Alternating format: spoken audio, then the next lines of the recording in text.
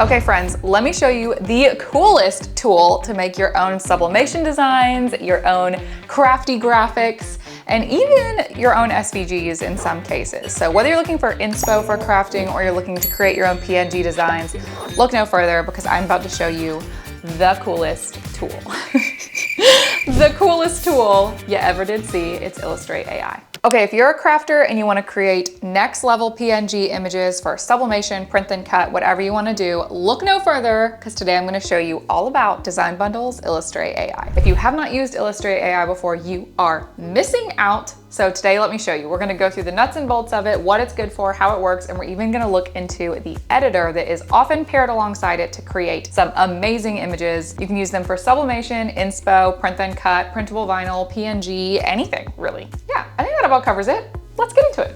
Okay, so here we are on the designbundles.net website. This works best if you have a Plus membership because with a Plus membership, you do get access to a lot of the software that comes with Design Bundles, such as, yes, Illustrate AI, you guessed it. So let's hop over to Illustrate AI. If you want to know more about Plus memberships, you can look that up on the website as well. I will put a link in the description to this video that shows you how to look at all the different membership options. But with membership, just to give you a brief little plug, you do get access to Designscape, Craft Designer, Illustrate AI, and Pixescape. That alone makes it worth it. But on top of that, you also get access to the Plus library, which has over 1 million SVG files that you can use anytime you want. It's a need, not a want, you know? It's a need, not a want. But let's hop over to Illustrate AI and I'll show you kind of how it works. We're also going to take a brief little spin through the Illustrate AI gallery so you can see what other people make with Illustrate AI because it is chef's kiss. So let's go to explore our gallery. We're here at Illustrate AI. If you didn't see how I got here, let me show you just really quickly because I was just clicking away without telling you what I was doing. From the Design Bundles homepage, you just click on Illustrate AI. And then once you click on it, we're taken to the Illustrate AI homepage. So you can see that you generate images from text. It is an AI-based image generator, but in my opinion, I've used many AI image generators, and this one is one of the best because it is made for crafters and it's made with creatives and crafters in mind. That's gonna make a lot more sense when we actually get into the program, but the stylistic choices, the interface, it's all designed for people who are gonna be using this to actually make something. And I think that's really what makes it stand out for our people, for our peeps. So let's go to the gallery, shall we? So these are some things that people have made with Illustrate AI, and you can already see that it's kind of an AI image generator like no other. It's got such a breadth and depth of stylistic ability that for me, that's really what makes it stand out. So whether you want something to look farmhousey, whether you're looking to make patterned backgrounds like this person did, maybe for sublimation, or maybe just to make digital paper files. I love the ability to make things with like plain backgrounds and blank backgrounds, and it really understands that as a concept because that is so often a need for us as crafters. And yeah, these are just some things that people have made. I love this like lighted pumpkin. That's so cool. Just like things that catch my eye immediately are like these night ones with like all the luminescent glow. I think that is so cool. Lots of gnomes. Everybody loves a gnome. I think that those are just going to be popular forever. I'm convinced that gnomes are never going out of style. So we've got those.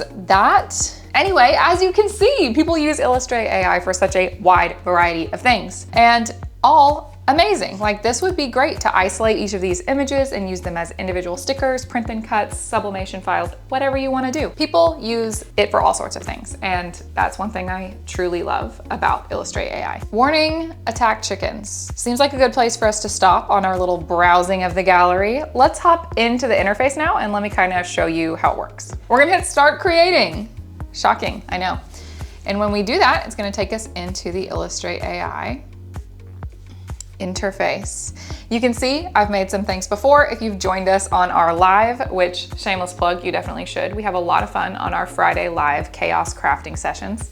We made some snow globe images and we had a lot of fun doing it, but you can see here, there's kind of a lot going on. So on the left-hand side, this is like our generation view. So this is gonna show me like everything I've generated with Illustrate AI. I can scroll down and see what I've generated in the past, and I can look at it in a few different views. I can look at 2 at a time, I can look at 4 at a time, I can look at 1 at a time, and I can also toggle to only look at images I have published, which for me, I think is none. So we're not gonna click on that. We're gonna look at 4 though. And then you can also see up here, we can look at a generation view, which is here's everything I've ever generated, and it will show me what the prompt was for that generation. Or I can do gallery view, which is kind of a little more seamless, and it's just, look, here's everything you've done. Here's your little art gallery of snow globes, evidently.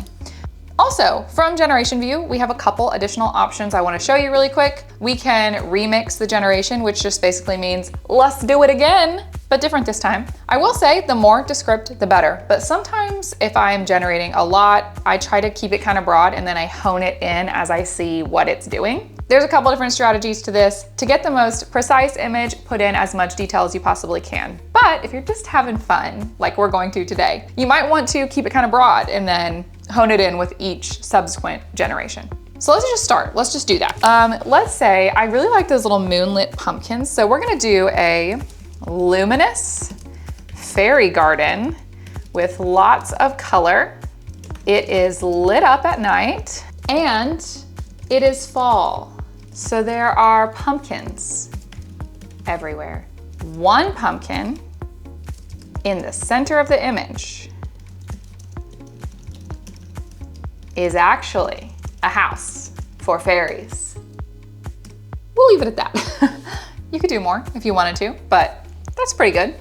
If you click this enhance button, it's gonna give you additional adjectives to describe your prompt, and it's gonna AI generate those for you. So I will go ahead and tell you, clicking the enhance button is kind of a gamble. What I like to do if I'm going to click it is I highlight everything I've done so far and copy it using Command-C or right-click copy, so that once it generates more adjectives, if it's kind of gone off the rails from what I want it to do, I can still go back to what I had before. Let's try it. Okay, so we've enhanced our text. It says, in the enchanting glow of twilight, immerse yourself in a vibrant fairy garden teeming with brilliant hues. Amidst the fall splendor, myriad pumpkins adorn the landscape, their warm orange tones contrasting with the deep greens and purples of foliage. At the heart of this ethereal scene, a magical pumpkin house stands, beckoning fairies to seek refuge within its cozy embrace. Thank you. Thank you. I should read audiobooks. So we'll keep it. I like it. I think it did a good job. It really paints the picture, you know?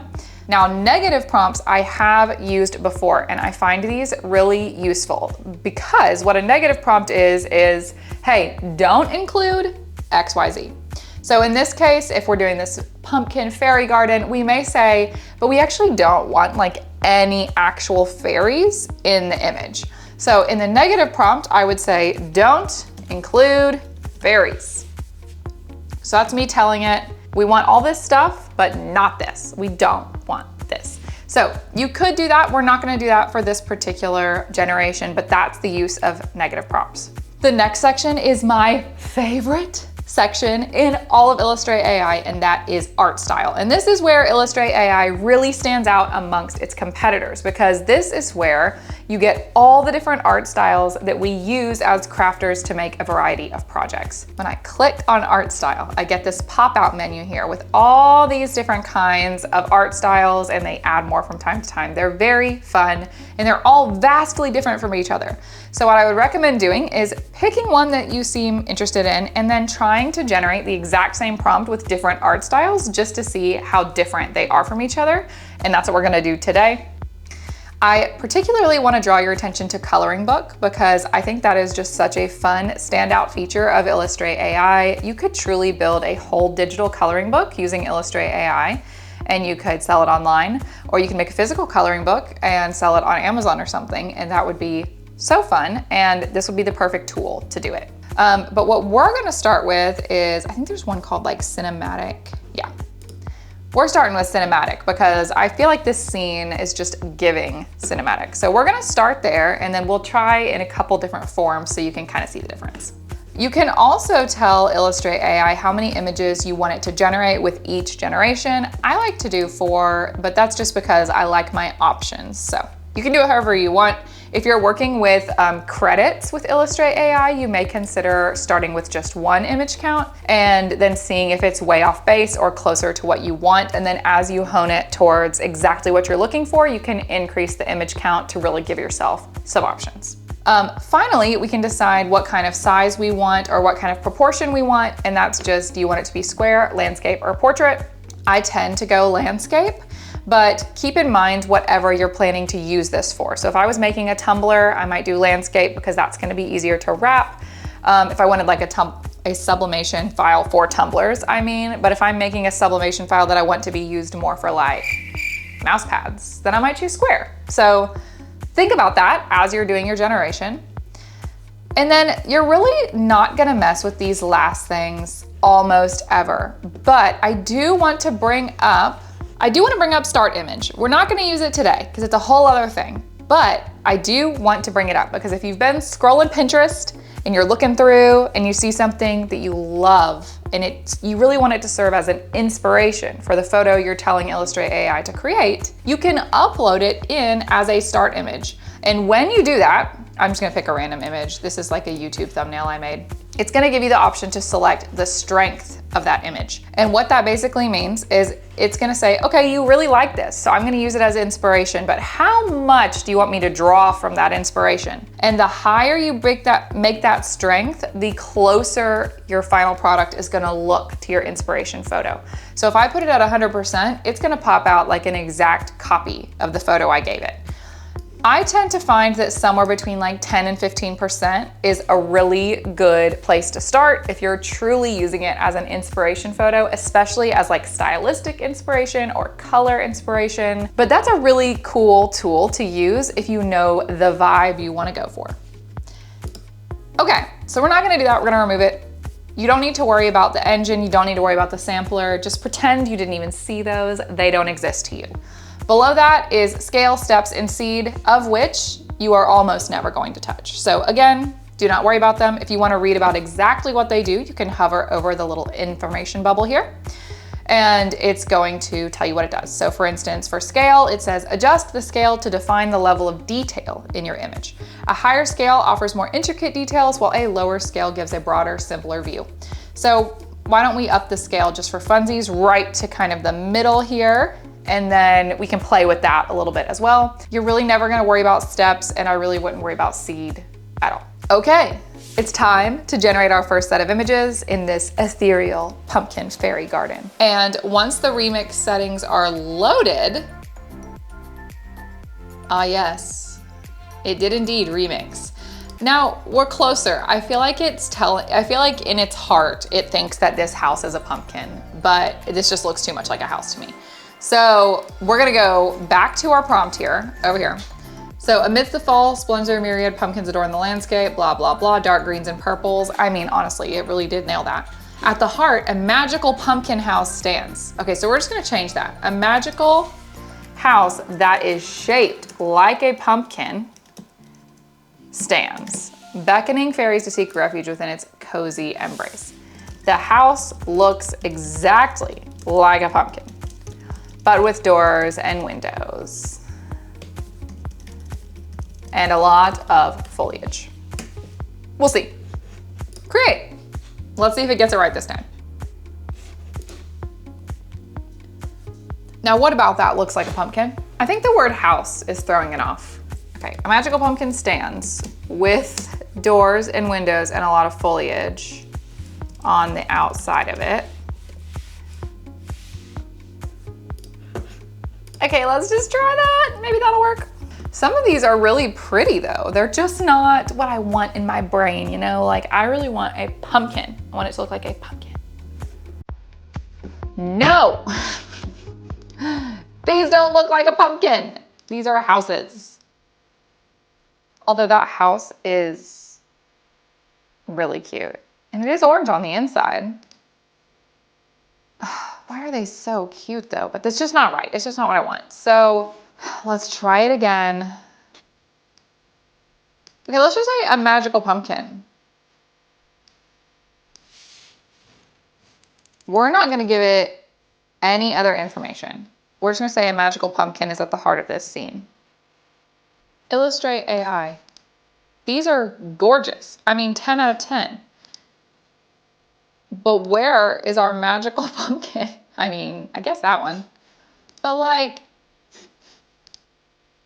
let's change the style, shall we? Maybe it's that it's just too cinematic, you know? So now we're gonna do fantasy art. Ooh.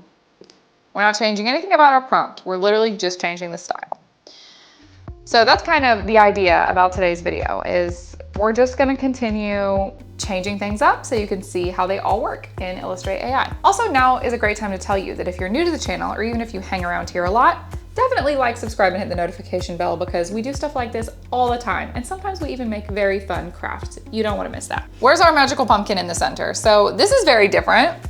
Cute little fairy garden, very different vibes, very different style. As you can tell, they feel different from each other. And that's the power of art style.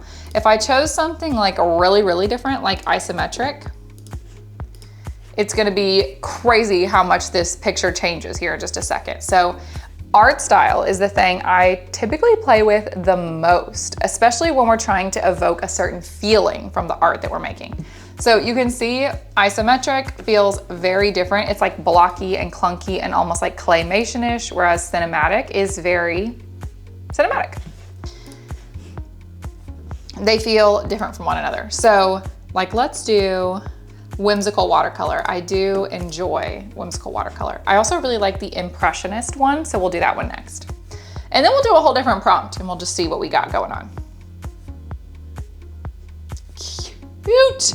Okay, so once again, it keeps giving house. I think it might be because my remix settings are still like locked in, but we'll deal with that. We're about to change our prompt anyway, so it doesn't matter. You can see whimsical watercolor. It's so cute. It's so fun. I want to live inside this storybook, but this is very different, right? Like this is really different from what we were getting with isometric and what we were getting with cinematic. Let's try one more. I want to show you impressionist because that's going to be more like a classical painting style. And it's one of my favorites. I use it a lot. And then we'll hop over to an entirely different vibe of picture so you can get kind of an idea. That is not what I thought was going to happen. Hold on. Is that the one that I was using all the time? Let's mix it up. Let's do that again. I don't think that's what I'm used to with the impressionism. This is more what I typically get with impressionism. So it's where you can really see the paint strokes. It's very painty, you know? I love that style. I think it is so cute. Okay, let's just jump to an entirely different prompt. In fact, I am going to make sure we don't have anything like loaded in. We forgot to add more scale. We may add more detail in this one too. Let's create like a character of sorts because I think that is also a place where Illustrate AI really shines. So if you don't want to make a whole scene, let's say we just want to make like an isolated character. Let's do a farmer cat shopping for produce at the farmer's market in totally trippy style. Okay. Interesting take on the farmer's market. Let's try, I do love this cat. Look at him though, surrounded by produce. I could see that happening, shopping at the farmer's market. Let's do whimsical watercolor. Why not? This may be our last one. I think you guys get the idea. Aww. Oh. Okay. Look at him. This is perfect. So you can see how tweaking little things as we go eventually draws us towards the result that we're kind of looking for. And you can also see how Illustrate AI could be really fun, not only for creating scenes, but also for creating characters, which is really cool. So love that one. I think that's super cute. I do want to show you, let's scroll back. Let's find one of these that we liked. One of these pumpkin ones probably, because they were all pretty good. Okay, so you can see how Illustrate AI is really cool, not only for creating scenes, but also for getting a huge depth and breadth of style, for creating fun characters like our cat friend or our dancing hippo. You can do so much with it, and it's great for digital coloring books. It's great for creating digital paper patterns, for creating stickers, scrapbooking items, sublimation files, anything that you do with like a PNG or a JPEG in crafting, you can do it in Illustrate AI. And it is super fun to play with, as you saw. If you want to know more about Illustrate AI or its tandem programs, please let us know in the comments, because we could do whole videos on how to edit these, how to get them into Cricut Design Space, what to do with them. Really, you ask the question and we'll figure it out for you. So we can't wait to know what you come up with, and happy Illustrate AI creating. We will see you next time.